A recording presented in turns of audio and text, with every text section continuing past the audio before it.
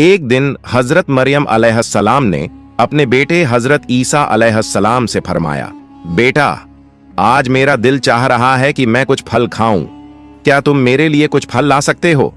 उस वक्त हजरत मरियम अलैहिस्सलाम और हजरत ईसा अलैहिस्सलाम एक वीरान रेगिस्तान में एक छोटी सी झोपड़ी में रह रहे थे। माँ के हुक्म की तामील करते हुए हजरत ईसा अलैहिस्सलाम फल लाने के लिए निकल पड़े और हजरत मरियम अलैहिस्सलाम अकेली उस झोपड़ी में रह गईं। इसी दौरान मलकुल मौत हजरत अजराइल अलैहिस्सलाम उनके सामने हाजिर हुए। उनका डरावना रूप देखकर हजरत मरियम अलैहिस्सलाम खौफजदा हो गईं और घबराते हुए फरमाया, आप कौन हैं और किस मकसद से यहाँ आए हैं? हजरत अजराइल अलैहिस्सलाम ने फरमाया, मैं अजराइल हूँ, अल्लाह ताला के हुक्म से आपकी रूह कब्ज करने आया हूँ।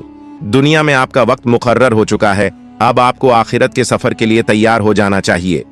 हजरत मरियम अलैहिस्सलाम मलकुल मौत की बात सुनकर गमगीन चेहरे के साथ अर्ज करने लगी, ऐ मलकुल मौत, मुझे कुछ वक्त की मोहल्लत दे दीजिए।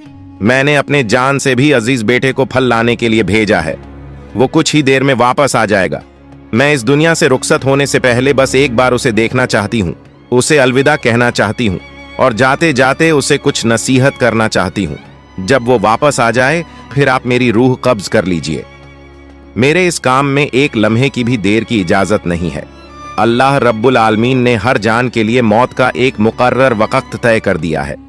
हर शख्स को उसी वक्त पर इस दुनिया से जाना होता है। न मैं उसे आगे बढ़ा सकता हूं और न ही टाल सकता हूं। अल्लाह ताला के हुक्म के मुताबिक मुझे अभी और इसी वक्त आपकी रूह कब्ज करनी होगी।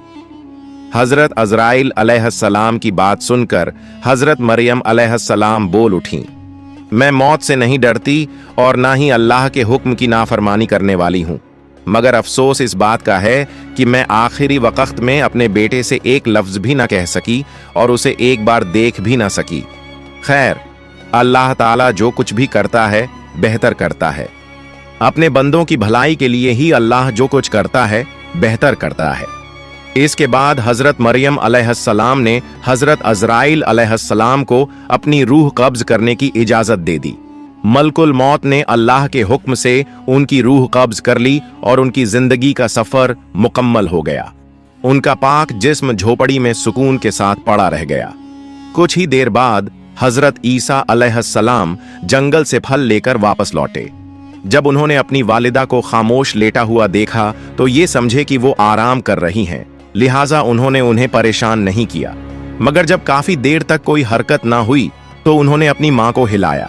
तभी देखा कि उनकी पाक रूह जिस्म को छोड़कर इस फानी दुनिया से रुखसत हो चुकी है। अपनी मां की अचानक वफात देखकर हजरत ईसा अलैहिस्सलाम शदीद बेचैनी और गम में डूब गए। वो अपनी मां के दुख में फूट फूट कर रोने लगे। उनकी दर्द भरी सिसकियों से माहौल गमगीन हो गया। यहां तक कि परिंदे और जानवर भी इस गम में बेचैन हो उठे।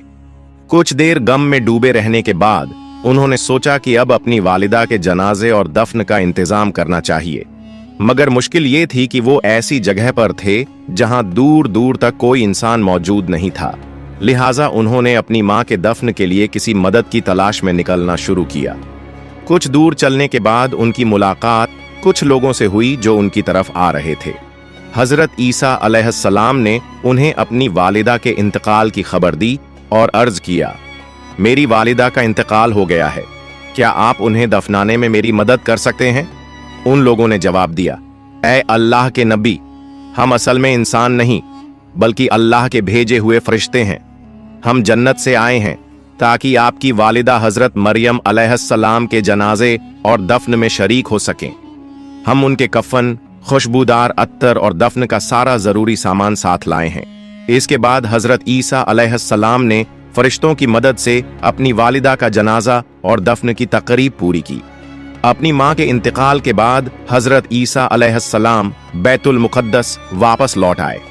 वहां कुछ वक्त गुजारने के बाद अल्लाह रब्बुल आलमीन की तरफ से हजरत ईसा अलैहिस्सलाम पर वही नाजिल हुई। अल्लाह ताला ने उन्हें नई शरीयत और इंजील ए मुक़द्दस अता की और हुक्म दिया, ऐ ईसा, अब तुम इस नई शरीयत और किताब के मुताबिक लोगों को दीन की तरफ बुलाते रहो। अल्लाह के इस हुक्म के मुताबिक एक दिन हजरत ईसा अलैहिस्सलाम ने एक बड़ी महफिल में खिताब करते हुए फरमाया, ए अल्लाह के बंदों, मेरे पास अल्लाह ताला की तरफ से नई शरीयत और नई किताब नाजिल हुई है, लिहाजा अब तुम पहले के उसूलों को छोड़कर इस नई किताब के अहकाम के मुताबिक अपनी जिंदगी गुजारने का वादा करो। हजरत ईसा अलैहिस्सलाम की ये बात सुनते ही यहूदी और बनी इसराइल के लोग शदीद गुस्से में आ गए।